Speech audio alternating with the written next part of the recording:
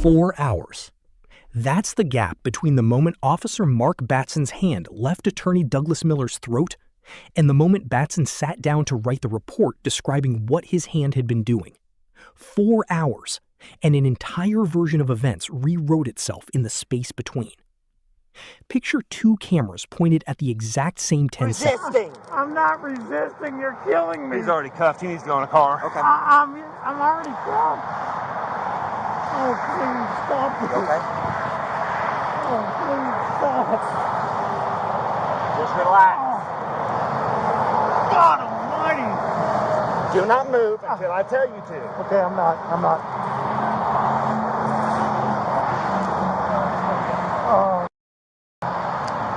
Oh my God. You don't have a back seat, do you? Can I stand up? Nope. Just sit tight, man. I told you I'm filming. I'm not going anywhere. Why are you doing this to me? Quit moving.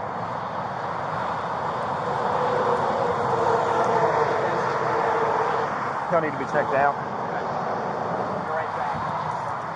Quit moving. Kentucky. Nothing in that sentence is in dispute. Batson's body camera wasn't activated for the first portion of the stop, a detail that matters later, but not yet. What is on tape, uninterrupted, is everything that happened once Miller stepped out of his car for field sobriety testing, agreed to a breathalyzer, and then, in the seconds before he actually took it, hesitated. That hesitation is the entire case. Then, Batson's hand closes around Miller's throat while he radios for backup, describing a man fighting him, a description the video does not support. A passing tow truck driver, on scene for an unrelated job, ends up physically assisting in handcuffing a 64-year-old man whose only stated resistance, on camera, is asking questions. Once Miller is on his stomach and handcuffed, Batson presses his forearm into his neck for close to a minute. A second officer, Troy Best, arrives and adds a knee to the same spot. The pressure on Miller's neck continues for roughly another minute after that, after the handcuffs are already on, after the man underneath them is already immobile, while he says the only thing left to say. Go ahead and turn around for me. Just put your hands behind. No, look, I'll do your test. I'll do your test. I'll do your test. Get on the ground! Roll over right now. 11:35, start me a car, one fighting. Roll over on your stomach now! Now! Please. You're under arrest. Get on the ground!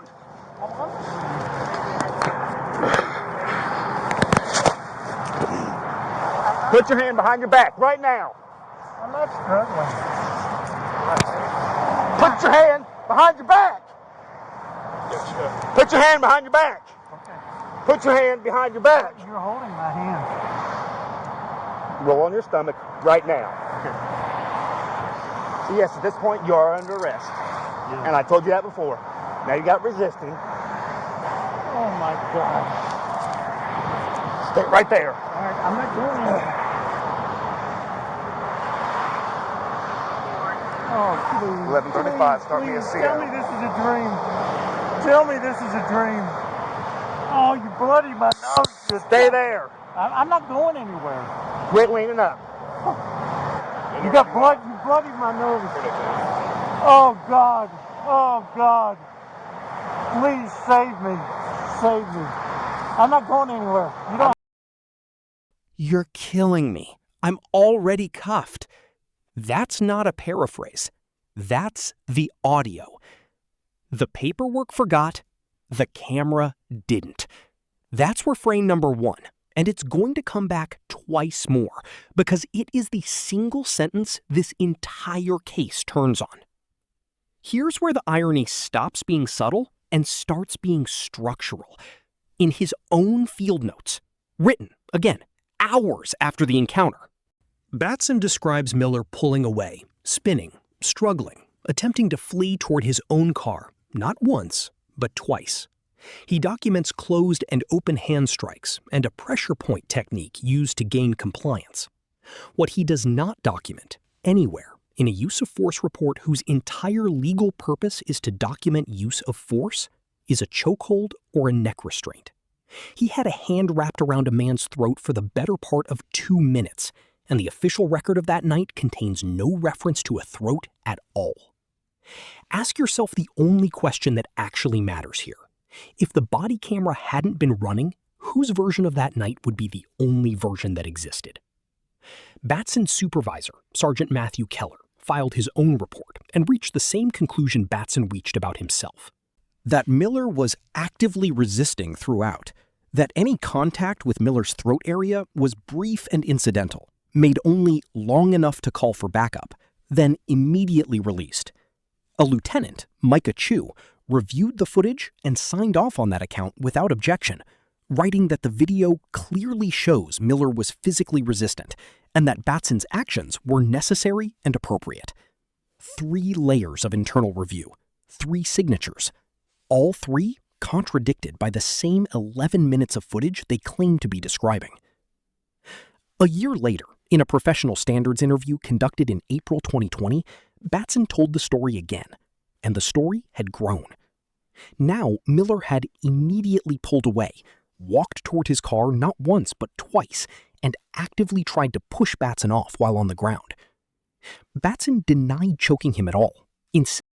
Restraints that we identified in our sample, the neck restraint was not even reported as a use of force, nor analyzed by supervisors for its reasonableness. As an example of an unjustified neck restraint, the DOJ cited Mr. Miller's arrest. Their account sharply contradicted the officer's reports, stating that after Mr. Miller hesitated to take the breath test, now quoting from the report, the officer took hold of him and pushed him down onto the grass, where he appeared, quote-unquote, stunned, as the officer yelled, quote, roll over. The DOJ reported that Officer Batson, quote, grabbed and squeezed the man's throat, and later, after Mr. Miller was handcuffed and not resisting, quote, pressed his forearm into the man's neck for nearly a minute, stopping only when another officer arrived and, quote, dropped his knee onto the man's neck. Despite Mr. Miller screaming, quote, you're killing me, I'm already cuffed, officers continued to apply pressure to his neck. The DOJ concluded that, quote, at no point were officers justified in using neck restraints, emphasizing. Let's take a look at how Officer Batson and his supervisor at the Louisville Metro Police Department characterized his use of force against Mr. Miller. In the DUI investigative field notes completed by Officer Batson regarding Mr. Miller's arrest, Officer Batson wrote, quote, when officer grabbed the offender's right wrist to place him under arrest, the offender pulled his arm away and began to turn towards his car. Officer grabbed the offender's shirt and led him to the side of the patrol car. Offender again pulled and attempted to spin away from the officer. Officer grabbed offender and performed a leg sweep to take the offender to the ground. He continued, quote, once on the ground, the offender continued to try and get away and would not give officer his hands. VIU 12, referring to the tow truck driver, was on scene and came to assist. An offender continued to resist being placed under arrest. Officer conducted both closed and empty open hand strikes, as well as a pressure point technique to gain compliance. Officer and VIU 12 were finally able to get the offender onto his stomach and his hands behind his back to effect the arrest. Once placed in handcuffs, offender still continued trying to get up.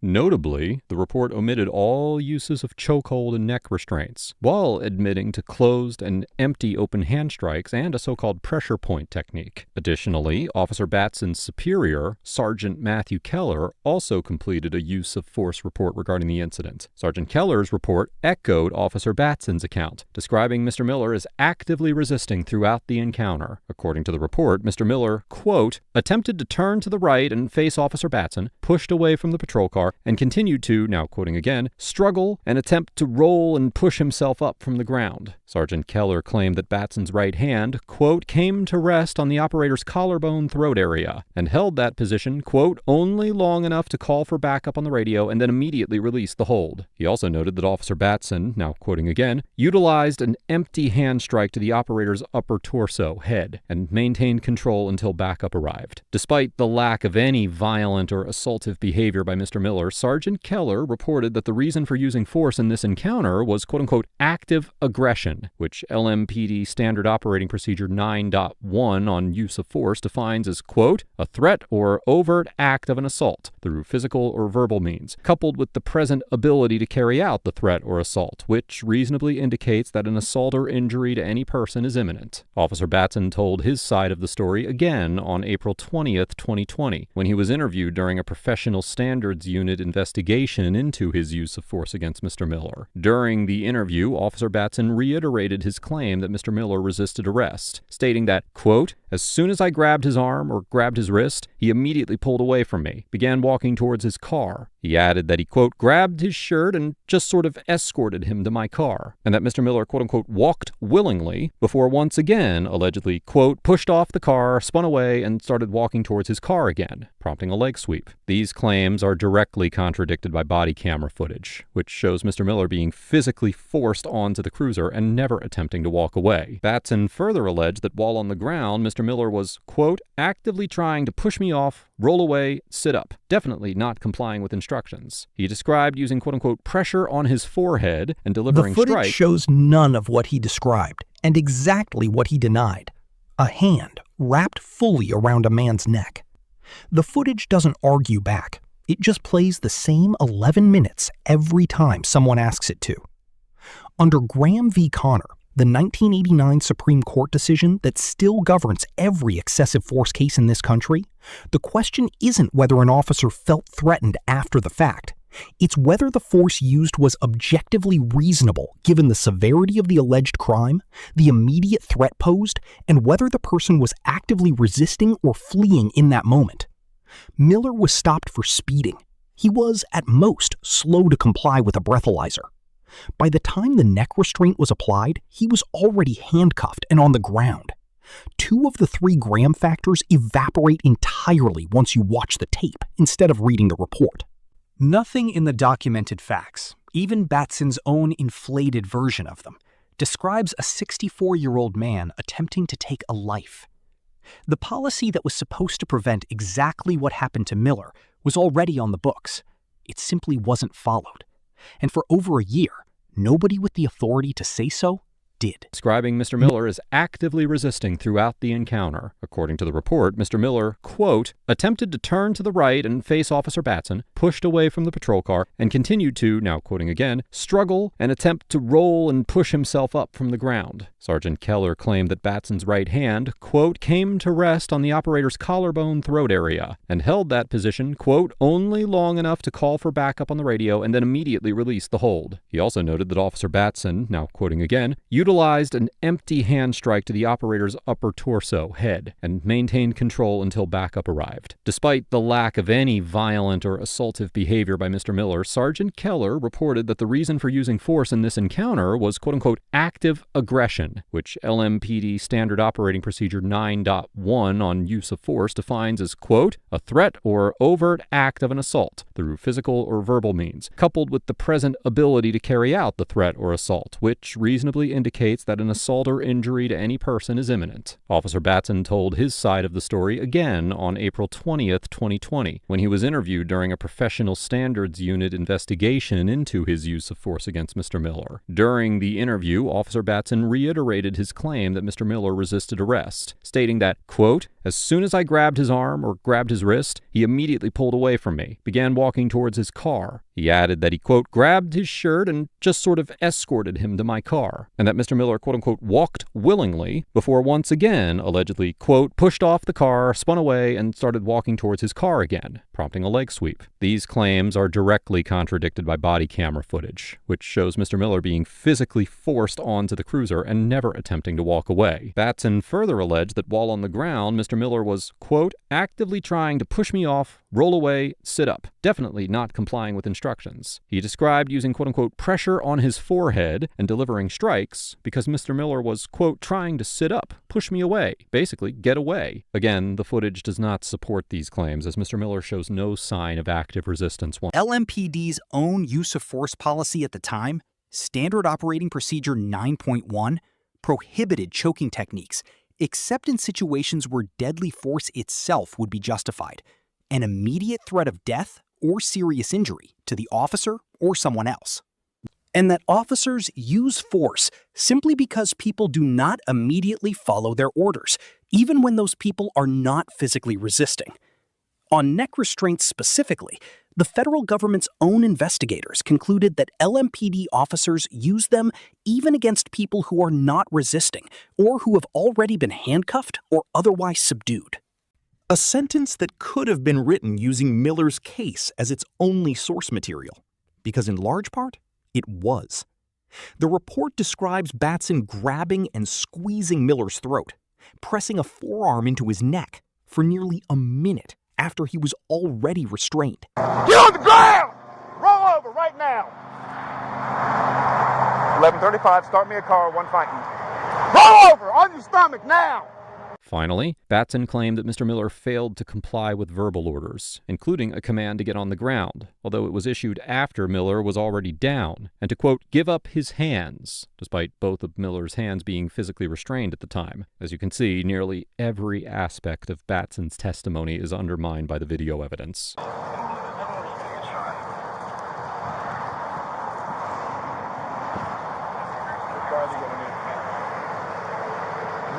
No. The second car.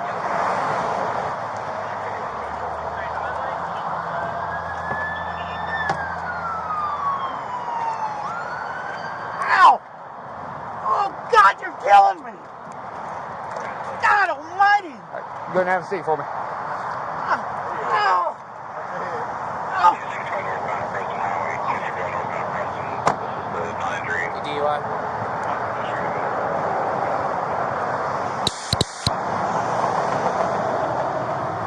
Make sure you keep your camera on with him. So, we're good. Just wait on EMS and we'll get him down to the book. Thank you.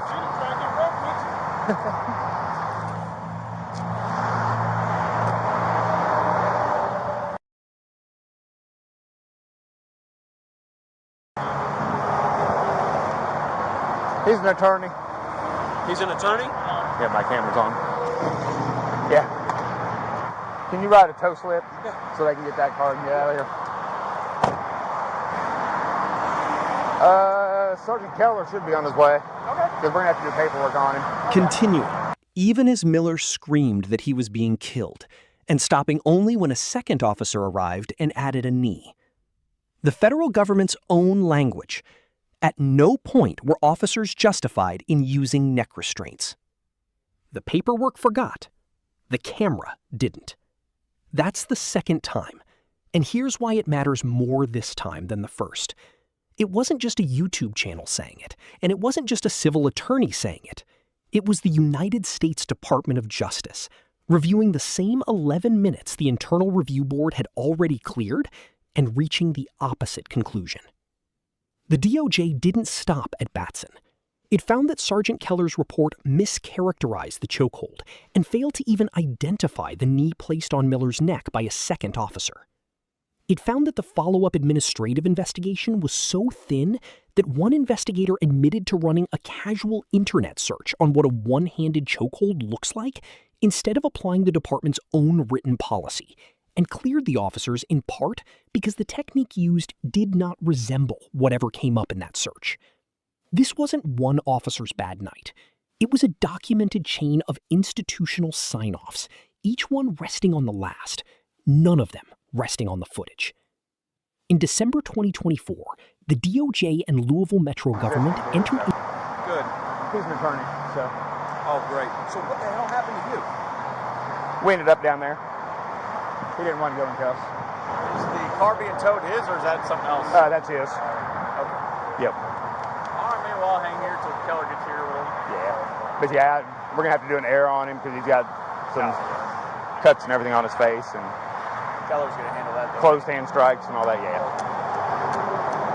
Officer Batson states that an AIR, or AIR, or Administrative Incident Report, will need to be completed because he used force, including closed hand strikes on Mr. Miller, causing injury. According to the LMPD policy of use of force at the time, Standard Operating Procedure 9.1 reads, quote, "Should physical force be necessary in order to gain control of a situation, an officer shall use only that force which is reasonable to gain control of the subject. Once a person is restrained or under control, the use of force is restricted to that which is reasonable to maintain control. Good judgment is extremely important in deciding which tactics to use and how much force to apply." The policy continues, quote, "Choking techniques, even if applied appropriately, may cause a risk of death or serious physical injury because they may restrict the flow of blood or oxygen to a person's brain. Choking techniques are not an approved force option and are prohibited, except in a situation where the use of deadly force grabbing Mr. Miller's throat violated the chokehold prohibition, and both Officer Batson's and Officer Best's continued pressure on Mr. Miller's throat and neck could also be considered a violation of this policy. Additionally, there is a strong argument that Officer Batson's initial use of force in throwing Mr. Miller to the ground was also disproportionate under the policy, as Mr. Miller did not appear to pose a physical threat to Officer Batson. Officer Batson made no attempts to de-escalate the situation, and Mr. Miller was not given sufficient time to comply with the arrest before Officer Batson initiated force. In addition to violating LMPD policy, it is likely that a court would find that Officer Batson's use of force was excessive under the Fourth Amendment to the U.S. Constitution. As we have discussed before here on ATA, the Supreme Court held in the 1989 case of Graham v. Connor that claims of excessive force in the course of an arrest are analyzed under the Fourth Amendment's so-called objective reasonableness standard, identifying 3 factors to guide this inquiry: the severity of the crime at issue, whether the suspect poses an immediate threat to the safety of the officers or others, and whether he is actively resisting arrest or attempting to evade arrest by flight. In this instance, Mr. Miller was being arrested for a non-violent misdemeanor. There was no evidence that he posed a threat to anyone's safety, and at worst, his initial conduct could be characterized as passive resistance or non-compliance. But he did not appear to resist when laying out specific, mandatory reforms to use of force policy, training, and discipline. LMPD revised its own use of force policy that October, for the first time explicitly defining chokehold and carotid restraint in writing and prohibiting officers from leaving a restrained person face down due to the risk of positional asphyxia, the exact position Miller was held in while he said the words that opened this video. The paperwork forgot. The camera didn't. Third time, and this is the through line, every official document generated in the immediate aftermath of this arrest, the field notes, the use of force report, the supervisor's sign-off, the year-long internal exoneration, got it wrong in the same direction.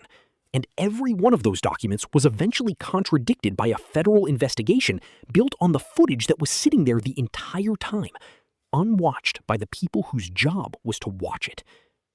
So where does that leave this case? Miller was never convicted of anything tied to the force used against him, only speeding. Batson and Best were never disciplined by their own department. See, I'm telling you. Well, you're intoxicated. Want to bet? Huh? Want to bet? So you're not intoxicated? You haven't had anything to drink? That's what you're saying? I didn't say I wasn't have something to drink.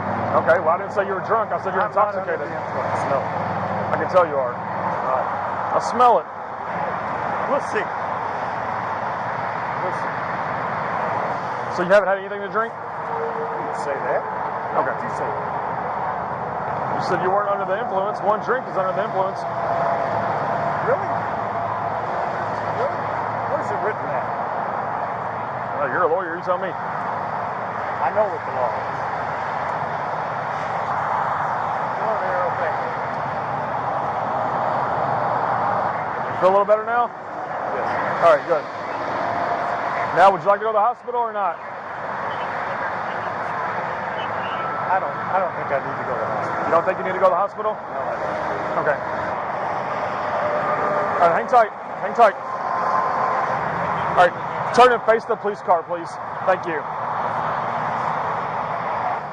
All right, so other than your face, do you have any other complaints of pain? Just my wrist.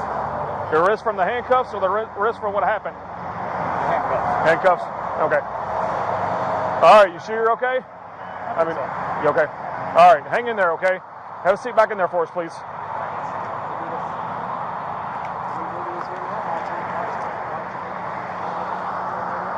All right, I'm done talking to him. At the jail, Mr. Miller took a breath test, which showed that he had a BAC of .064, below the legal limit of .08. He also agreed to take a blood test, which returned a BAC of .067. According to Mr. Miller, his injuries were also more serious than they originally appeared, and he could not walk for about 6 weeks due to a ruptured artery in his leg. Mr. Miller also had black eyes and bruises all over him after the encounter. Mr. Miller was charged with speeding, operating a motor vehicle under the influence, resisting arrest, and third-degree criminal mischief. On April 15, 2020, while the criminal charges against him were still pending, Mr. Miller filed a civil lawsuit in Kentucky State Court, which was removed to federal court on April 29th. On May 13, 2021, deadlines in the civil case were suspended pending a resolution of Mr. Miller's criminal charges, which remained active until February 1, 2023, when Mr. Miller pled guilty to speeding and all other charges were dismissed. Litigation then resumed in the civil case, and as of the date of writing this episode, Mr. Miller's lawsuit is still pending. As we discussed earlier in this episode, Sergeant Keller filed a use of force report on May 1, 2019. Sergeant Keller concluded that Officer Batson's use of force was justified,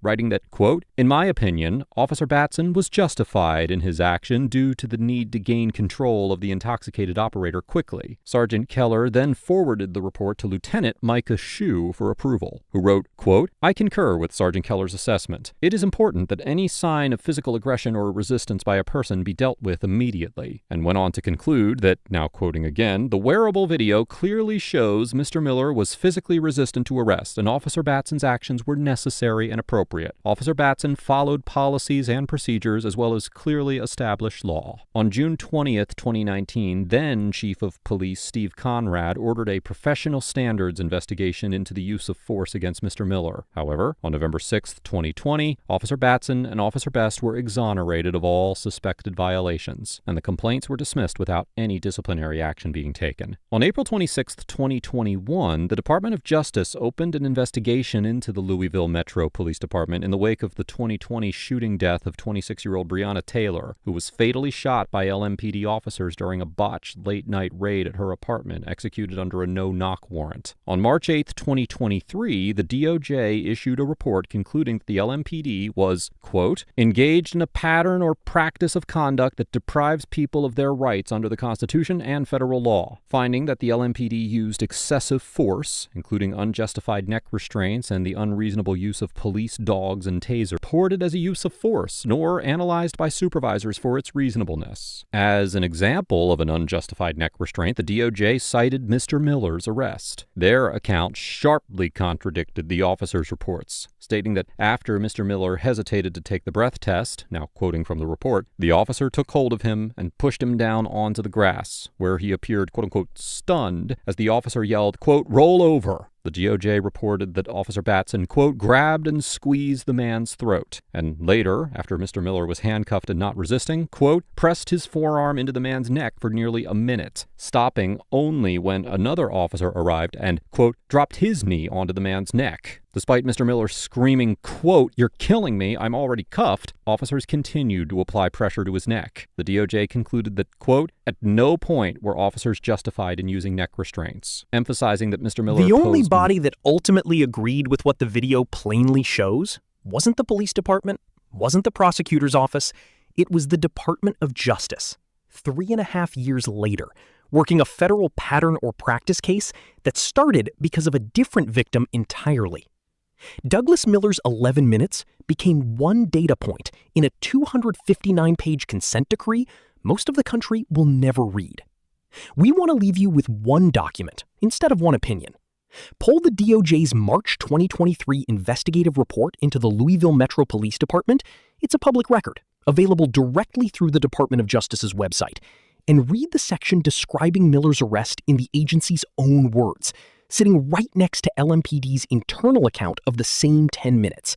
Then ask yourself in the comments, if the Department of Justice hadn't been independently investigating this department for an unrelated death, is there any version of this story where Officer Batson's account is ever publicly contradicted at all?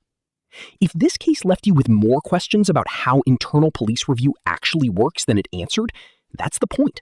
These are exactly the cases that test whether the people reviewing the footage are actually looking at it. Hit like if you want more of this kind of documented, evidence-first breakdown. Share it with someone who only knows the headline version of police accountability. Subscribe to Police Misconduct Case and turn on notifications so you don't miss the next one. Unjustified neck restraint, the DOJ cited Mr. Miller's arrest. Their account sharply contradicted the officer's reports, stating that after Mr. Miller hesitated to take the breath test, now quoting from the report, the officer took hold of him and pushed him down onto the grass, where he appeared, quote-unquote, stunned as the officer yelled, quote, roll over. The DOJ reported that Officer Batson, quote, grabbed and squeezed the man's throat, and later, after Mr. Miller was handcuffed and not resisting, quote, pressed his forearm into the man's neck for nearly a minute, stopping only when another officer arrived and, quote, dropped his knee onto the man's neck. Despite Mr. Miller screaming, quote, you're killing me, I'm already cuffed, officers continued to apply pressure to his neck. The DOJ concluded that, quote, at no point were officers justified in using neck restraints, emphasizing that Mr. Miller posed no threat and was handcuffed for much of the encounter. They also noted the, quote, deep and ongoing trauma Mr. Miller suffered as a result. The DOJ placed blame not just on individual officers, but on LMPD's entire system for reviewing use of force incidents, calling the investigations, quote, perfunctory, and noting that supervisors, quote, rarely make efforts to manage the officers on scene. Reports often, quote-unquote, mischaracterize or omit facts that would undermine a finding of justified force, and typically lack any analysis of whether better tactics could have avoided the need for force altogether. In Mr. Miller's case, the DOJ found that Sergeant Keller, quote, not only mischaracterized the chokehold, but also failed to identify the knee to the man's neck. The follow-up administrative investigation was equally flawed. One investigator admitted he conducted a, quote, quick online search of a one-handed chokehold rather than applying LMPD's own use of force policy, and dismissed the incident because the officer's technique, quote, did not resemble either of those found when doing a search. In total, the DOJ report included 36 recommended remedial measures, including enhanced use of force policies, reporting and review procedures, the creation and delivery of new use of force training, and enhanced force-related accountability mechanisms. On December 12, 2024, the DOJ announced that it had entered into a court-enforceable consent decree with the Louisville Metro government to resolve the issues identified in the report. The 259-page document, which was filed in the U.S. District Court for the Western District of Kentucky, set out specific policies, trainings, and programs that the LMPD was required to implement, including revisions to the department's use of force policies, training, and incident review requirements, as well as misconduct review and disciplinary procedures. LMPD also revised its use of force policy on October 1, 2024 to specifically define so-called chokehold and or choking techniques, as well as so-called carotid vascular restraint. The policy now specifically states that, quote, officers should avoid placing weight on a person's head or back for a period of time beyond that which is reasonable to gain and or maintain control. Additionally, officers should avoid placing weight on a person's neck for a prolonged period due to the increased risk of injury as a result of air and or blood flow restriction. Carotid vascular restraints are a use of physical force that are prohibited under the physical force policy. Likewise, the revised policy prohibits officers from allowing a restrained individual from remaining face down, as it may cause positional asphyxia, and it should be noted that the policy still only permits the use of chokeholds and choking techniques in situations where the use of deadly force would be allowed and reasonable. Overall, Officer Batson and the Louisville Metro Police Department